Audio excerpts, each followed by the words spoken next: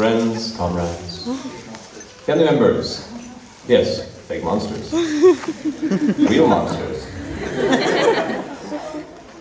And some of us who are also very hungover. Which seems to be the joint lot of you. I almost showed you there. I cut off just in time. Anyway, thank you all for coming to and welcome to the There Will Be Brawl Q&A panel.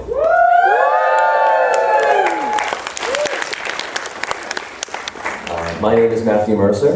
I am the director, co-creator, editor, effects guy, prop maker, producer, general sacrificial personal time guy. I also do play Ganondorf in the series, as well as the voices of Kirby and Meta Knight. Go ahead and be able to introduce yourself. I am JoEllen. I play Zelda, and I do the makeup, prosthetics, and I help out with like the room and everybody helps out with everything. It's one of those productions where it's like, okay, you, what are you doing? Nothing? Good, you're holding boom. You? What are you doing? I'm eating a sandwich. Well, put that down, you're holding boom. The boom kind of has become the village doorknob of our production, I think. Yeah. It's kind of dirty, and I have to clean it when we get back. Anyway, we do have another special guest I would like to introduce to you all. Thanks to the wonders of modern technology and the internet. I'm sure you're all familiar with that. We have joining us from Los Angeles, California, at 7 o'clock a.m. his time. Matt Key, the actor who plays Luigi in There Will Be Brawl, as well as one of the producers of the series.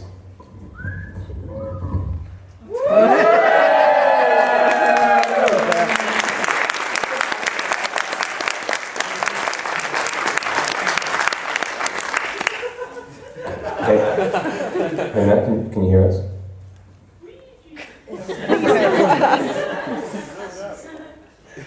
Matt, can you hear us? Matt, can you hear us? Yeah, can you hear me? Yeah.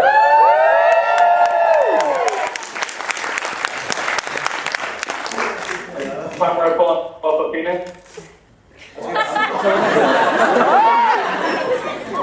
That's the way to start a panel. Yeah, I know how to do it. I've done it. Alright, so we're getting some bad lag. I'm going to try and reconnect here in a moment. Oh, how dare you? That's good. Everyone say goodbye to Mackie. Ring, ring. Hello? That's much better quality. Go ahead and start your video connection, sir. Yeah, I'm fine. I can hear you just fine. Well, you're doing better now than you were over here. That's good. Can you hear me okay? Perfect. Loud and clear, my friend. Wow. I love technology. Oh. I swear this was working fine about 15 minutes ago. We had a huge conversation. Let's see. Yeah, but we're discussing eating food and being a boss and then probably showing his penis, which we're trying desperately to get him not to do. It's hard to do. I'll have to show it up. What? Now you're speaking in tongues. Are you downloading porn, Matt Key? Dude, we shoot half of it in Van Nuys, which is the porn capital of the world. You know that. This is very true. We do live in the porn capital of the world. So look forward to episodes 8 and 9 of There Will Be Brawl. Can't wait for Bowser.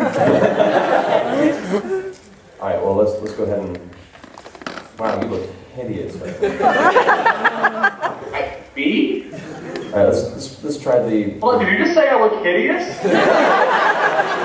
From our perspective, it looks like you're having a horrible fog fight. Oh, okay. Either you're hotboxing your office. I don't know. Let's try this one. I'm fighting fog inside of a hot box. Yes, there you go. Let's try this one more time. I'm so glad you guys get to enjoy my. Okay, I can hear you. Can you hear me? Let's try the video one more time. If you wouldn't mind, sir? Calm down. My fingers only move so fast. Is that better? Every time you hang up on me, my iTunes starts playing Dolly Parton again. So I always know you hung up on me because I start hearing Dolly Parton singing. Well, if at any point you miss Dolly Parton, you want us to hang up on you, please let us know.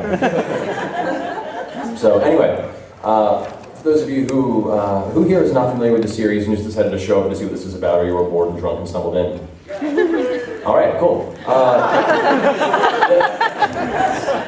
There Will Be Brawl is a web series that we produce that is how can I best describe it? A dark film noir parody of the Nintendo universe, specifically the Smash Brothers Brawl universe. Whereas the main character, Luigi, has been reduced to a drug dealing situation. Him and the Mario Brothers are down and out. The kingdom's falling into ruin. And a series of strange murders begin to occur that mimic murders that happened 6 years ago by a very evil individual. That was 6 years ago? In the storyline. You haven't read the scripts, have you? I don't think I ever realized it was 6 years ago. See, now we're all learning stuff here. Can't wait to see how much I learn about my own show. But yeah, so it's currently being hosted by The Escapist. It's pretty fun. It's all live action, which was a really good idea when we put it on paper. And then we decided there were 4 million characters in Brawl that all needed costumes and fight scenes and prosthetics and sets and special effects. And I didn't need a life, so there you go. So, anyway.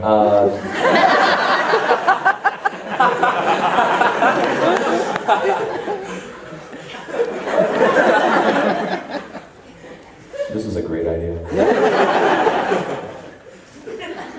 Yeah, just so you know, Matt, you might be very careful doing anything like picking your nose or casually touching yourself. I was pointing at my nose because that's what I was flipping you off for. Oh, okay. What? I hate the prosthetic nose. Oh, he does have a prosthetic nose. My nose tail. Sorry. Well, since this is a Q&A, let's go ahead and open the floor to questions. Okay. Question. First question. You promised us that you wear a dress and we give you one. Did you?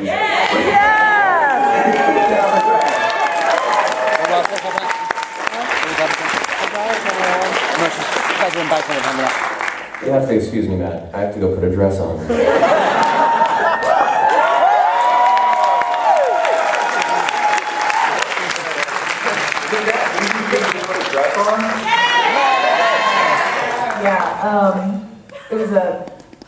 It was a deal he made yesterday when he's hosting the Masquerade.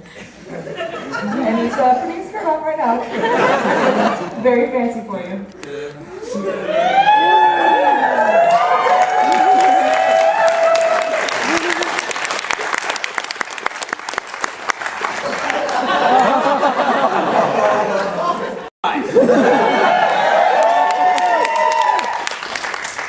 That's fun. Anyway, while I'm getting dressed, let's begin the Q&A with any questions geared towards JoEllen or that key.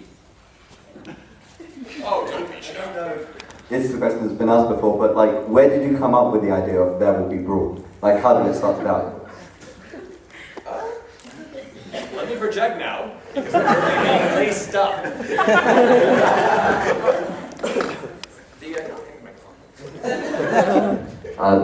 The project came about when Zach Grafton, the head writer and co-creator of the project, was playing Melee with some friends leading up to Brawl's release. And they discussed how, when you really think about it, Kirby's a really fucked up character. He eats people, and then wears their skin. So of course the Silence of the Lambs parallels began in this conversation, and they began to have these ideas of, well, what if we were made a series where Kirby was this, Hannibal Lecter character?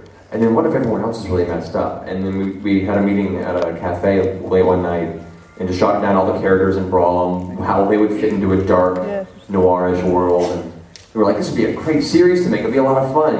3 episodes, 5 minutes an episode. It'd be really easy and quick and just hilarious. So now we're looking at a 9-episode arc at about 15 to 20 minutes an episode.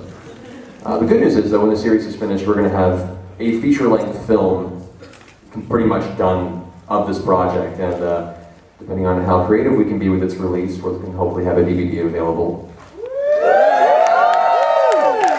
Not for purchase, but if you are nice enough to donate $10 to the There Will Be Brawl Fund, you'll receive a free gift of a DVD and soundtrack. It's fun to work around the law. But yeah, so that's basically where the series originally stemmed from. Everything else just kind of spread from Kirby. Kirby.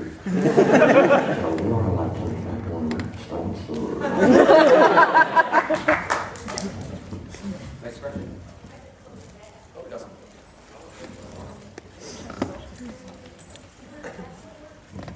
Right. Just wondered, if you didn't make Brawl as the starting series, what would you have done, or possible ideas to have been done?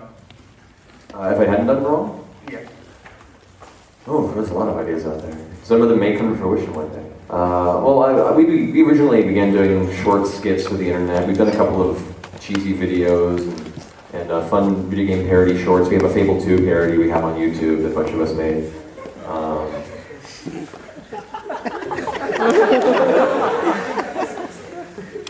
This is kind of fun. I'm used to this. Tell me if I look good at the end of this.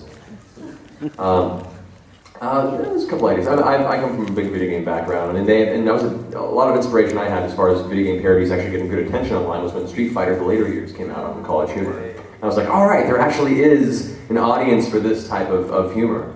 As far as projects we would have done outside of Brawl, I don't know, something with less live action, costume intensive and prosthetic requiring individuals.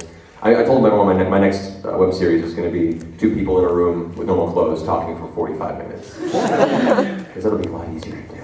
So I don't know what I would have done outside of Brawl. But if I hadn't done it, I wouldn't be here in England wearing a corset dress. So. I'm done. I'm done.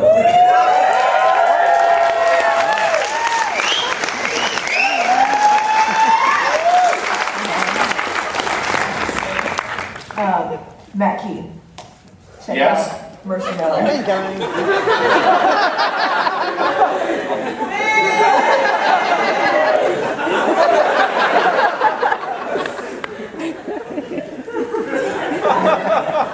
Can you see me, Matt?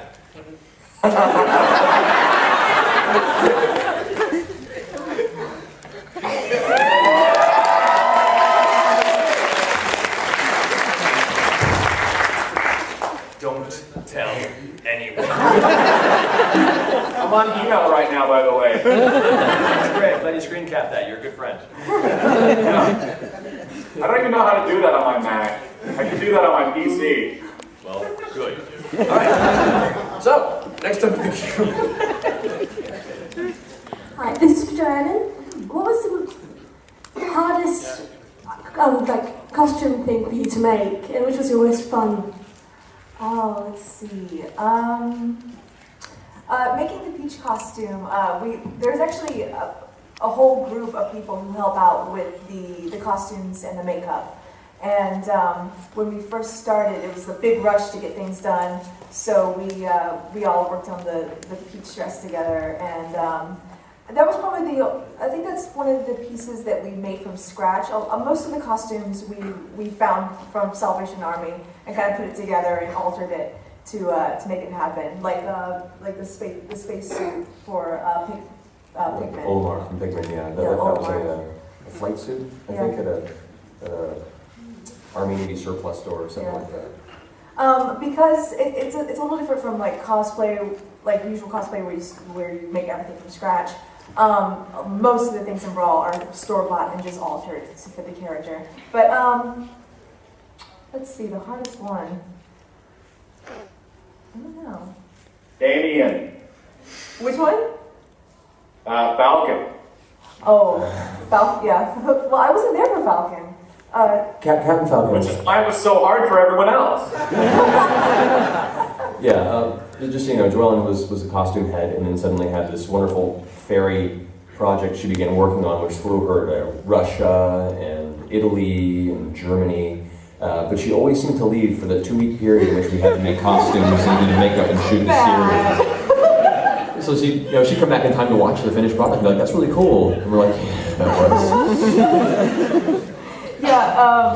During the beginning of the series, I helped out a lot, but thankfully we have a whole group of friends who were. Yeah, it was only like 2 times, and she helped tremendously beforehand in between, and right now, thankfully, we have her back, so we're saving us.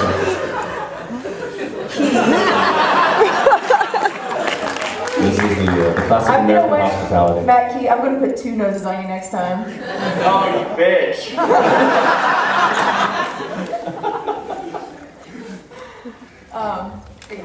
I'd say the hardest costumes, from my perspective, were the Fox costumes. The Fox, Falcon, and Wolf, because those required a lot of alterations and a lot of accessories and stuff. And for some reason, for those costumes, we became perfectionists. So everything else is like, we're on a budget, we gotta get this done, we'll just put a shirt and we'll paint it blue. You know, it's one of those things. But for those, it's like, okay, we need to put the panels on the shirt, and we have studs on the shirt for the panels. It became an actual cosplay costume, and we finished it, it's like, wow, it looks great. No one will ever see any of that detail in the film. Yeah. But I know. And you know, and that's all that matters. Let's go ahead and take the next question. Alright, I was just wondering, why did you decide to make Luigi the main character? I have finally found you. I'll take that, because I'm fucking awesome.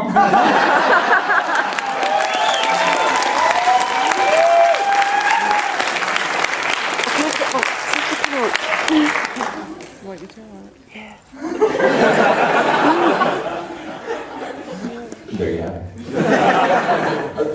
A lot of it had to do with the fact that, well, everyone's used to Mario being the main character and everything, and quite honestly, I was intrigued by Luigi when I began playing Brawl when it came out. Because if you beat the game with Luigi, and you unlock his final Smash trophy and read the description for his creepy little shadow dance he does, the description reads somewhere along the lines of, after living years in his brother's shadow, Luigi finally embraced the umber darkness that he's been left in, and gives off a sorceress incantation, magic spell that entraps his foes by the power of, basically it's leading up to be an evil character. I'm pretty much guaranteed, in my opinion, that Luigi's going to be a bad guy at some point in the near future. So I think he just can't take being the second player anymore. So ever since then I was like, Luigi's pretty awesome. I started playing in the game and realized he's just the weirdest guy.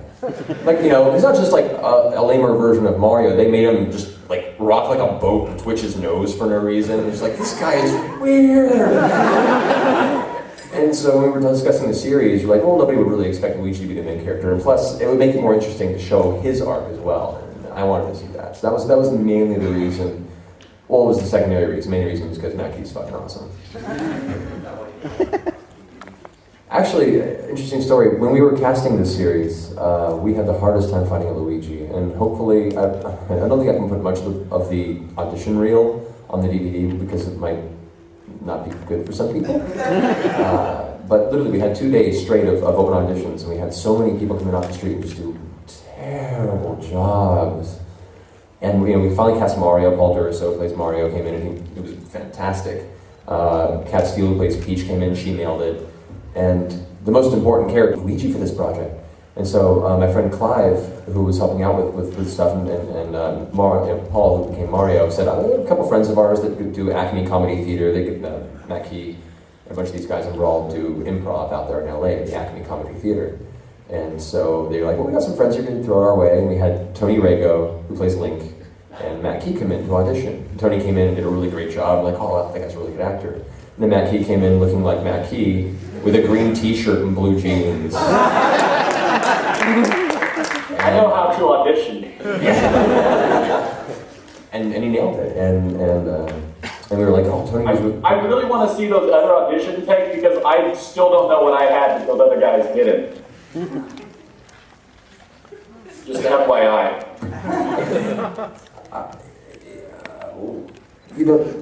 We'll discuss it.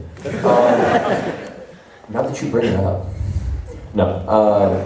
But yeah, so he did a great job in the show, on the audition. We wanted him there. And evidently he actually had written a comedy sketch for his school years before where he also played Luigi.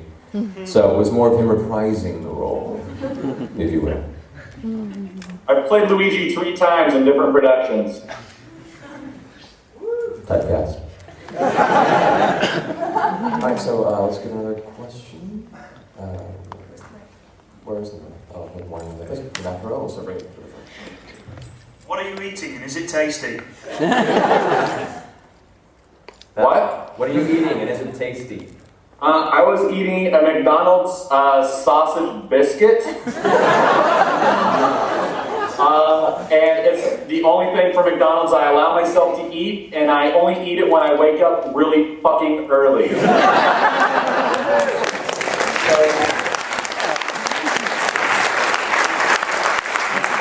When Pat Mercer text messaged me at 2 a.m. this fucking morning saying, "Hey, you want to Skype with a panel in Britain?" I was like, "Yeah," because that's an excuse to eat sausage biscuit.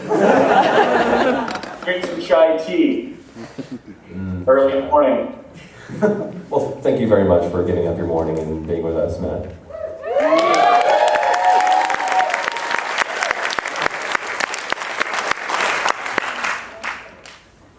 Yeah. It looks like you put a lot of backstory behind Brawl, but how much of that did you actually sort of plan, and how much did you just sort of make up as you went along? Well, we had actually written the entire arc that we're doing now at the very beginning. We had an idea of the main characters of the story, where it was going to go, and the general, this character does this character does this character finds this out, this goes crazy, these characters die, this character becomes the villain, this character does this. We had all that figured out before we shot anything. But then we were also planning for 3 episodes. And so after the first episode was written, and we'd gotten, a tenth of the way through the arc, and it was already 12 pages, we're like, okay, we're going to need to fill this a little bit. And so it just kind of came from that way. We could take each episode and be like, what characters haven't we introduced that would work well into the world here that we hadn't already thought up? And then we'd start figuring out their arc, and that would kind of really help improve and help drive the wedge to the very, very final apex of the story. So we had most everything big figured out, but a lot of the small bits kind of came as they did. And to be honest, some of the characters, we got most of our inspiration from casting. The actor who plays King Dedede, his name is Kurt Diederich, fantastic actor. We met very early into the series, and we weren't quite sure how we were going to fit Dedede into the series, or if we were going to fit him in there and have him just, a background unseen force in the kingdom. And then he came up to us at a meeting at the SAG building for web presentation and development. And he's like, "Hey, I love the series." He's a friend of Matt Keyes. He goes to Acme Comedy Theater. He's like, "I want to be in your show."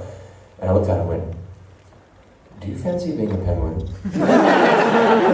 A blue penguin. And he said yes. And so we worked with him for a little bit in the character. We got the Foghorn Leghorn kind of accent going. He was so good that we just wanted to give him a nice meaty episode. And so episode 5 was, in my opinion, that's DDD's swan song.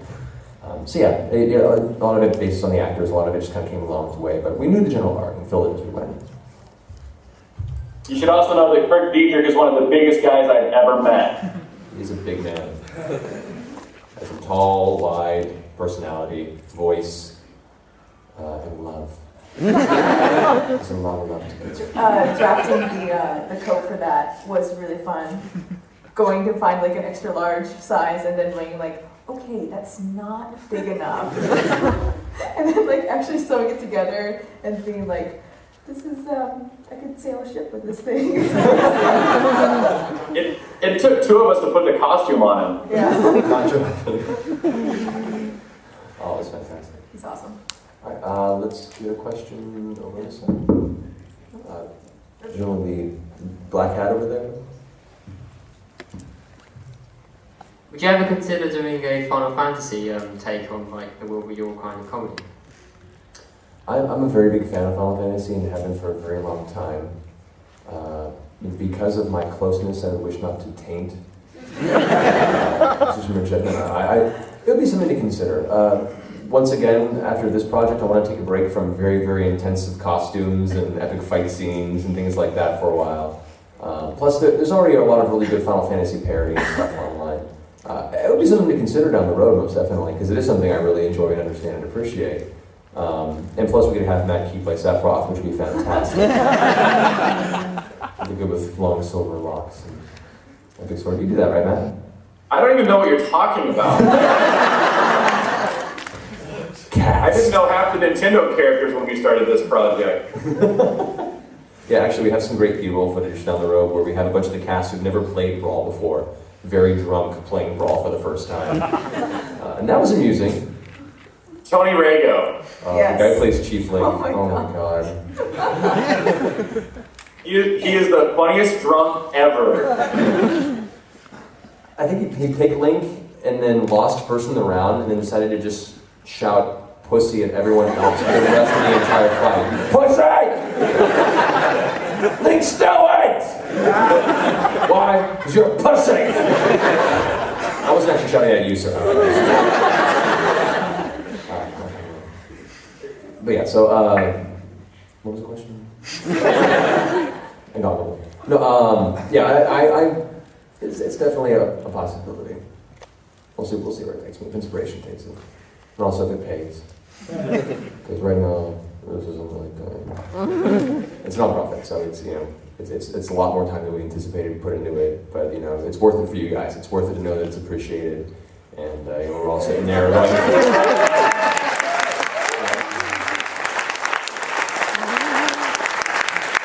it's worth it when we all put in, you know, 36 hours without sleep. We're all ready to just strangle each other in the middle of a cold warehouse at 4 a.m. I've got 3 more shots to get. Fix this makeup because it's running. You shut up before I kill you. You know, it's those moments where you stop and go, you know, it's okay, it's worth it, because there are people out there that'll enjoy this, and then I get to go to England and get drunk with all you crazy fools and put him on a giant screen where he gets to flick us all off. So it's worthwhile in that regard.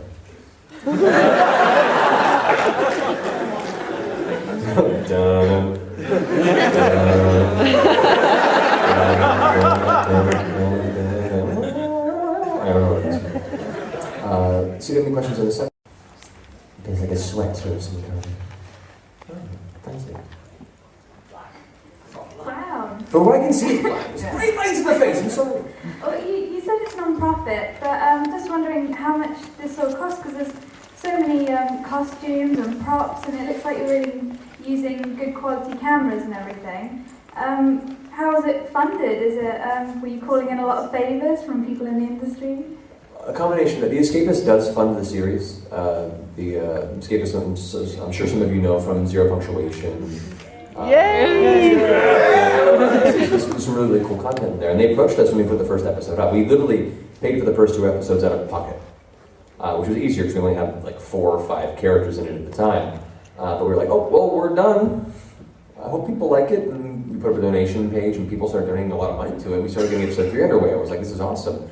And then the Escapists approached us and said, we'll give you, we'd love to put your series online. I'm like, that's awesome, thank you so much. And they're like, well, make the next episode and we'll send you a check. I'm like, awesome. And then we made a couple more episodes and we're like, hey, you said you're going to pay us. We're like, well, we're a little delayed. But we'll get it to you soon. And so we have had some payment situations. But I can't actually give any number to how much we're spending on it because contractually I'm not supposed to talk about it. But I can tell you it's not a lot. It's internet money. Yeah, it is $7. Which to a pound conversion is not a lot at all. Are you just flashing gang signs now? Good.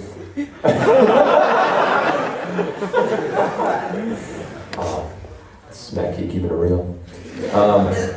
I feel like you're your retarded cousin at home or something. Technically.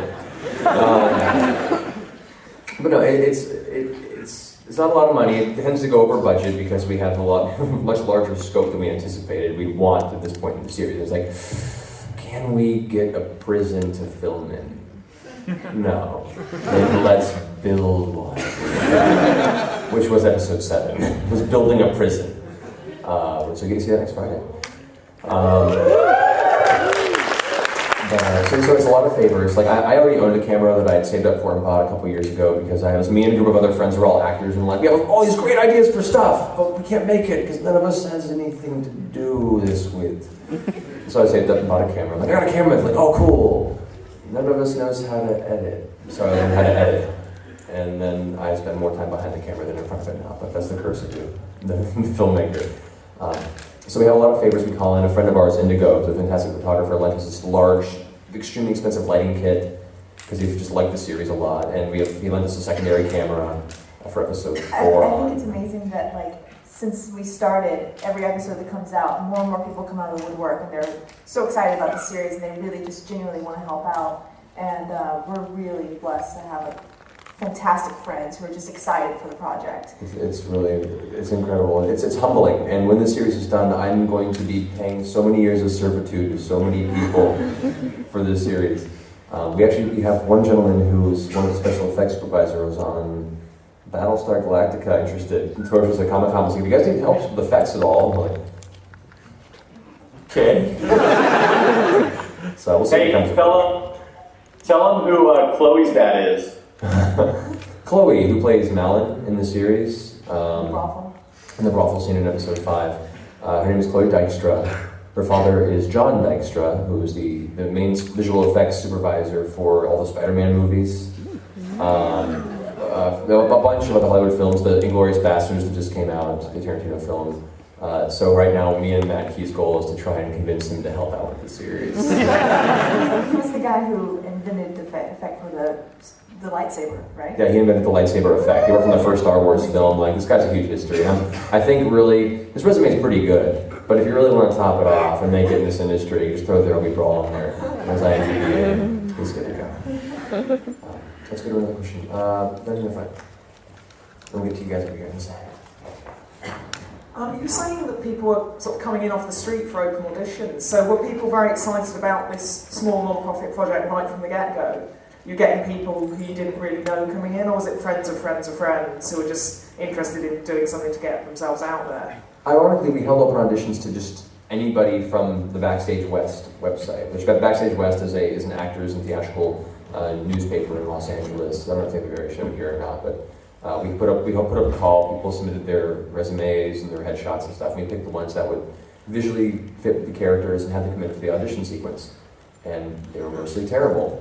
And literally, we ended up going through maybe 45 auditions and casting people we already knew. They were actually interested in auditioning just for this little project. Now, how does that tend to work? They were interested in auditioning because they're starving actors in Los Angeles that need things for their resume. We had a couple people that were generally like, I grew up playing video games and sounds kind of a cool idea, but to be perfectly honest, when you read the first breakdown for the series, it's a dark, serious Nintendo parody. I think that sounds pretty stupid. Like, okay, sure. Exactly, the Luigi drug dealer? Alright, you know, it's... Oh, Mackie, were you not skeptical when you first came into the audition? Well, yeah, but I was skeptical because it was at your apartment in Van Nuys, the porn capital of the world. and I didn't know you. You were like, hey, you don't know me, come to the porn capital of the world and audition for me in my apartment.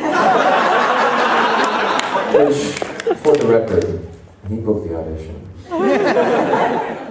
It was a really good audition. We can't show you that right now. We tried it earlier. No, don't be in the X-rated audition reel. But no, there was interest at the get-go, mainly just from the standpoint of actors looking for work and seeing a breakdown. Oh, I can kind of pull off Mario. You know, Mario and Luigi are very high-profile characters, and as far as video games go in modern society, so it was fairly easy to get people involved in that. But it wasn't until the first episode started that we started getting people really contacting us. Like, we got emails from Australia, like, I will fly out there to be in your series. And it's like, well, you need to send me a headshot and a resume. And, you know what, thank you for the interest. This is going to be very difficult. But yeah, no, so it's the channels were similar to that. But yeah. Let's actually be with the flag. It appears to be around their shoulders.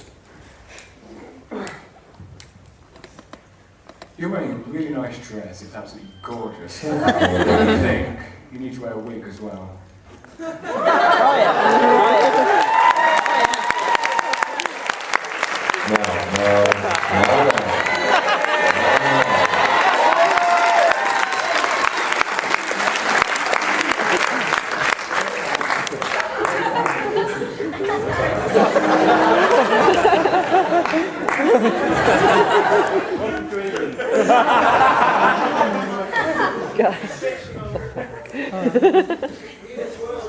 Should we give him the plush too?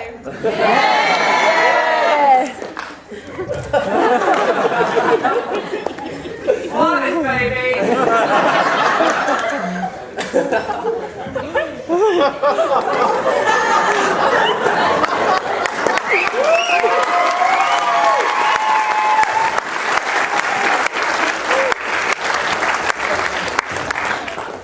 That's so much better. It looks so pretty.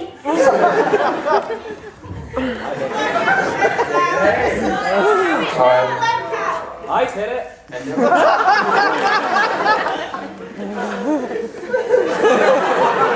Are you happy now?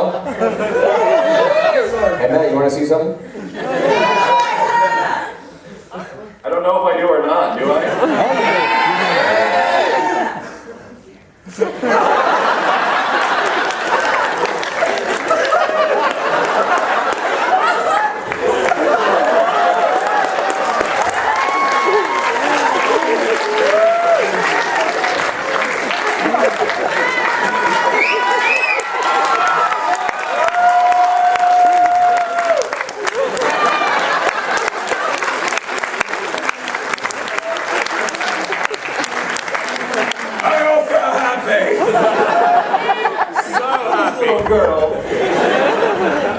Don't tell anyone. I already have. Screen cap.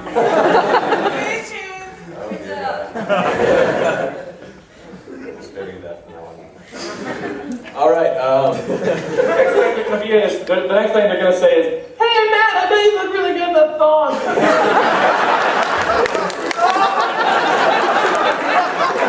I don't want to see that. I will kill you all. You've seen Carrie, right?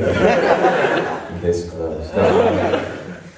You actually make a really good-looking girl. You're not the first to say I think I would totally do you as a girl.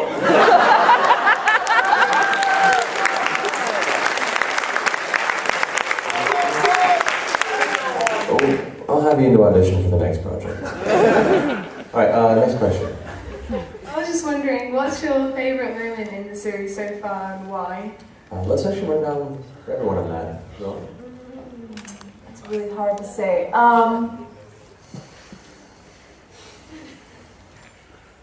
me think about it. We'll come back to you. Okay.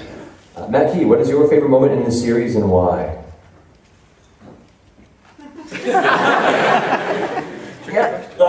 Honestly, the moment that sticks out to me the most is the you know make porn here. Oh my god. Well, that's more of a side story. We'll talk about that in a second. Like the actual show, like what moment, what scene in the show do you like most?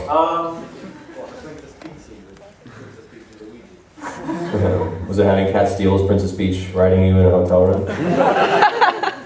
Any scene where I'm in bed with Cat Steele with her bosoms pressed against my chest is a good day. But I guess like favorite moment in terms of just like the story. Well, I have to go from my own experience of like acting, and I really enjoyed the scene that I did with Becky in episode 3. Becky, who plays Samus. That was a lot of fun. I really enjoyed doing that.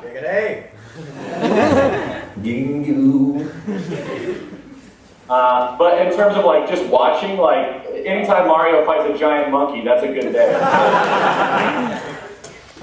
For myself as well, I really enjoyed the King DDD conversation with Luigi. The way Kirk delivered that had so much power and history behind it, and so much personality and character. Like I didn't expect to like DDD as much as I did, and so it was really a shame when the twist happens.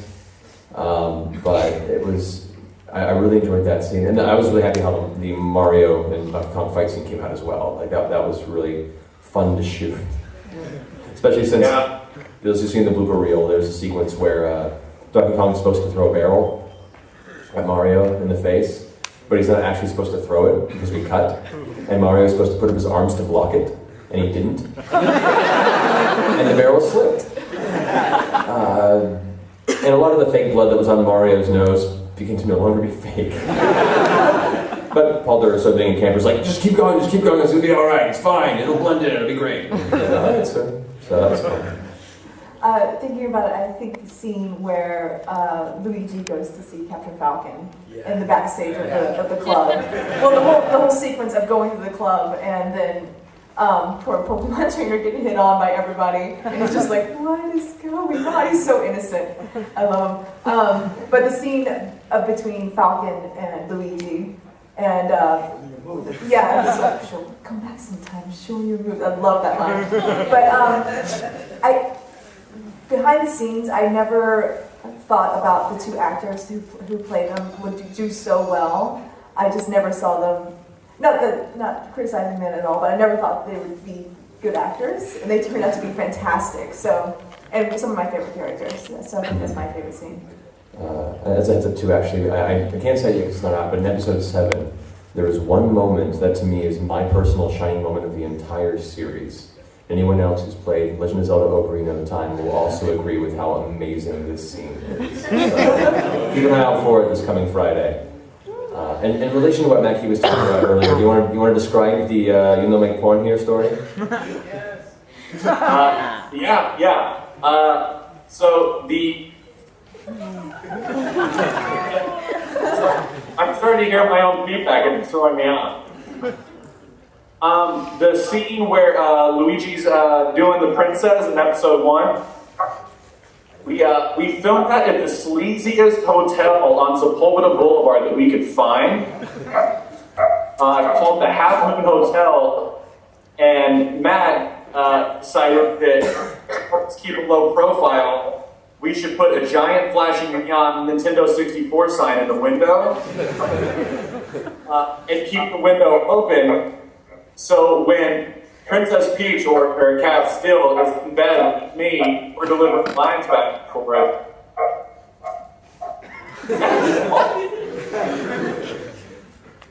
Did someone cosplay as a dog and they're now barking? Feedback, so keep going. Oh, okay. I thought I heard a dog.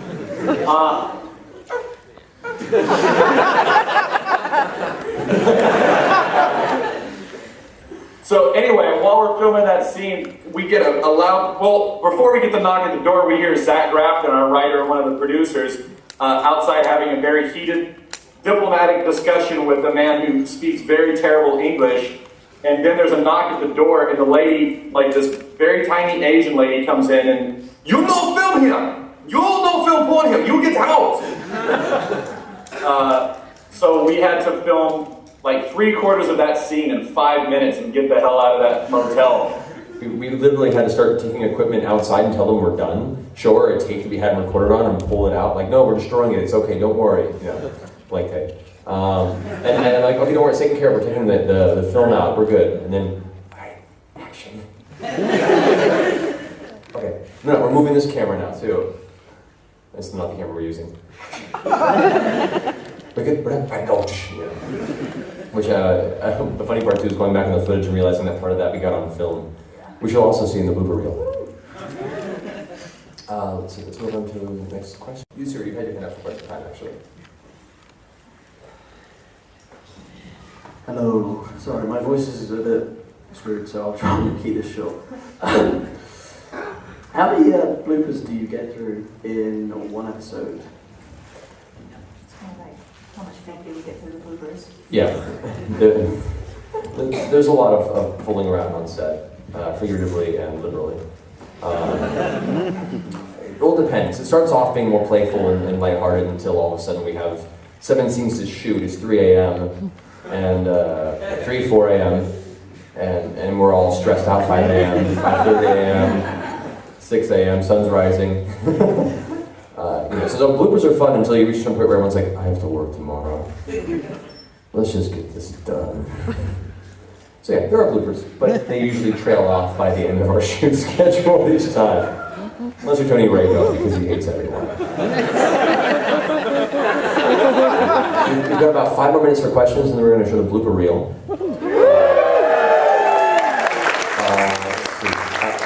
Oh, you waving up there? Do you have a question, or are you just waving? No, so we gotta go ahead and finish. Oh, question up there. Wanted to get your attention. It's not really that good a question. That's okay. Hello. Hello. Okay, I have 2 questions. What is that?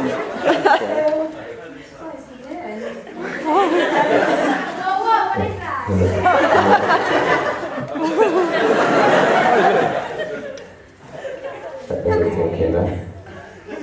I'm just making sure I can hear her. Okay, can you hear me? Oh, yes. Okay, great. How are you?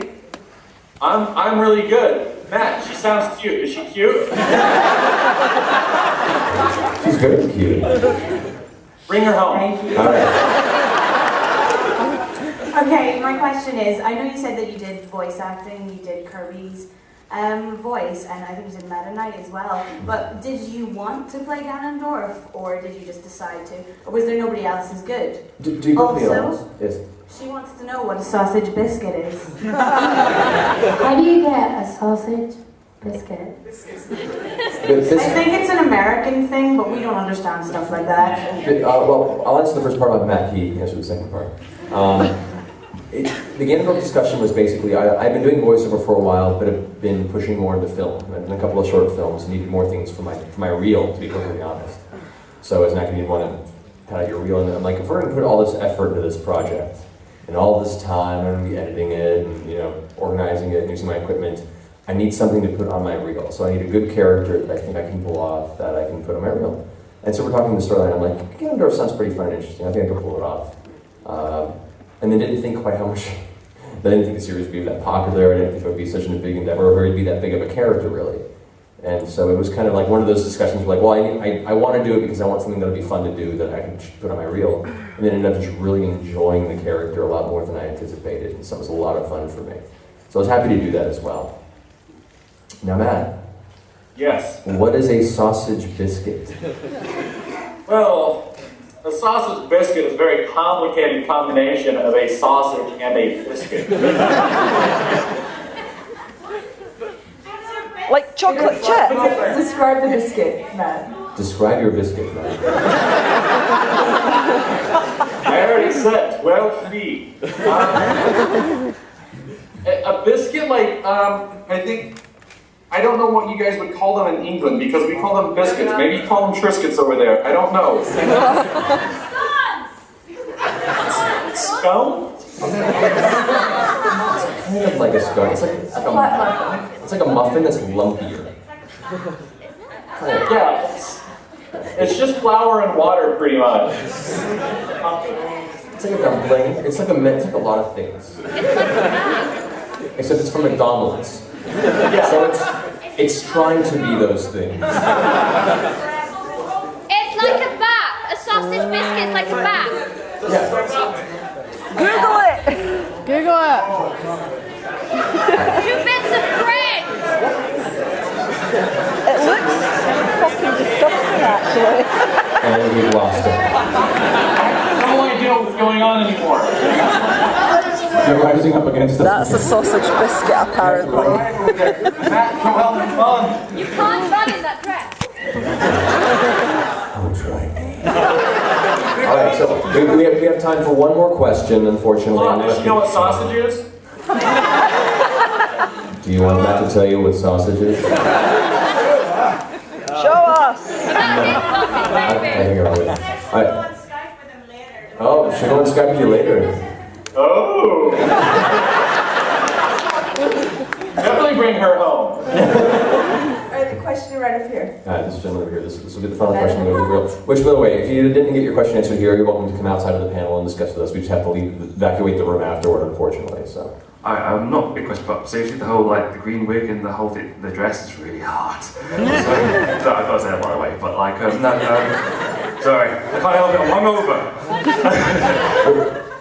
We'll go on Skype later. Definitely. But, seriously, what's the most testing part of filming a production like this? Because obviously it's in your own time, obviously something on such a big scale, obviously quite a testing period. But what are most, for each one of you, the most testing moments in filming this production? For myself, it's making sure that everybody's in makeup before we shoot. Sometimes I'm the only makeup artist on set, or it helps that I have all the other girls helping me out. But I guess just trying to make sure we get everything done on time. Sometimes we're running out locations, so we're on a time limit. But yeah, just making sure everything's going smoothly and making sure that everybody looks like they're being consistent through shots, because sometimes we'll shoot something one day and then I'll have to do the same makeup, like someone's bruised up. I have to do the exact same makeup on another day. So yeah, just making sure makeup looks good. On set is always trying to organize, especially from a directorial standpoint, because you have 8 million people behind you. They're going, "What am I doing?"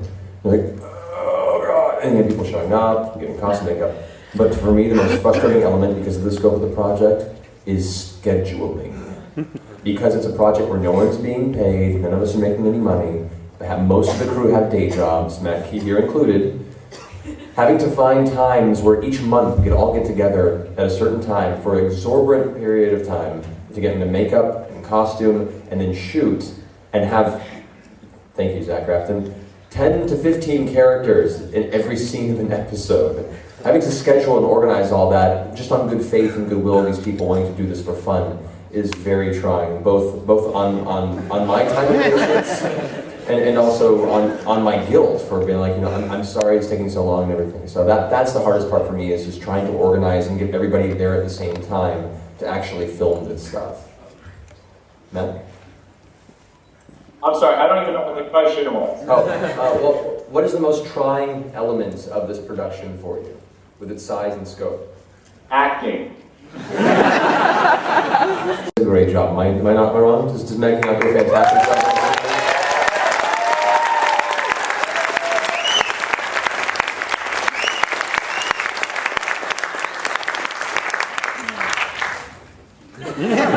Thank you. You're all very sweet. Honestly, like I really now that I've come on as a producer, it is really hard to schedule everything. It's ridiculous, and now that we're getting into more specific locations and stuff like that, scheduling people's schedules on top of finding a place that can look like a jail, it's just ridiculous, and it sucks. Is that a good answer? That's a fantastic answer, thank you, Matt. All right, so that's going to be our final question for the panel. Before we should look for real, unfortunately we're going to have to let Matt Key go, but Matt, thank you again for sacrificing your morning.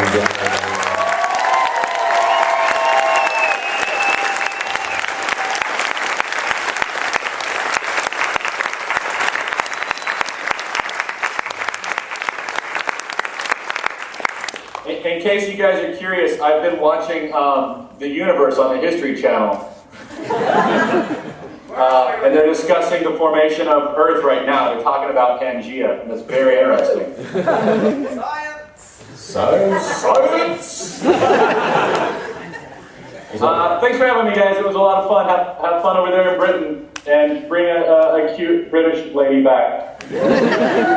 It'll be done. So we'll have sign-ups outside if you want to be the British lady. Yeah! Thank you, Matt. Take care, buddy.